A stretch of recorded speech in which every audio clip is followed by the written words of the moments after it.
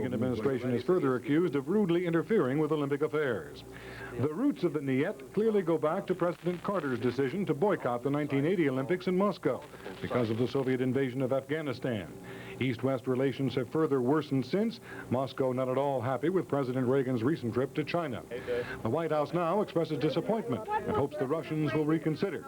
The president meeting just this afternoon with Olympic officials. President Reagan has supported these games unfailingly since the beginning, and he assured the IOC president today that the American people and the government would do everything to make it good competition and fair competition. And we fought and we did our best to preserve the games in Moscow in 1980, and we have to do the same to preserve the games in 1984 in Los Angeles. Many diplomats, it would seem, thought all along the Russians were bluffing.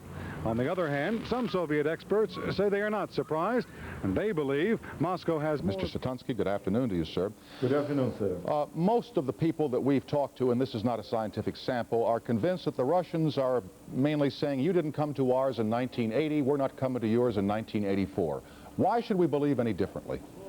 Well, you are quite right saying this is not scientific analysis because, you know, in contrary to the position that Carter administration took during the period before the Moscow Olympics, the Soviet Union was ready to participate.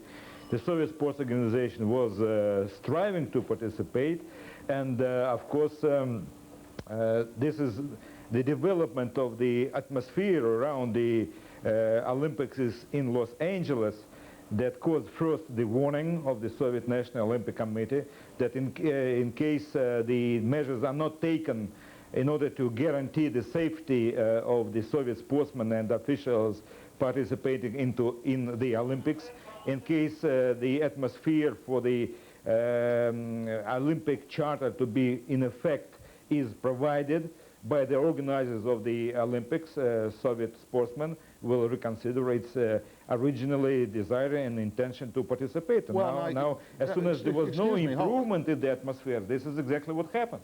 Excuse me, are you saying that the door is open to you possibly, to your government, possibly changing its mind and that they would come here if certain things are done? Did I hear you say that?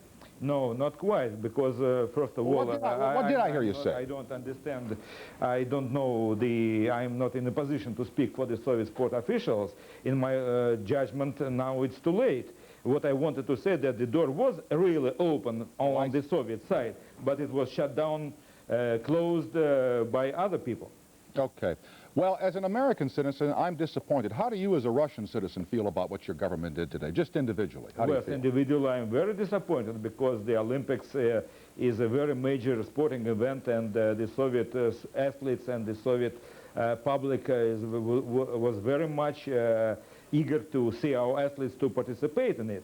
But on the other hand, of course, I was very much personally concerned about taking into consideration the statement, the threats, the declarations, the press releases against the Soviet athletes.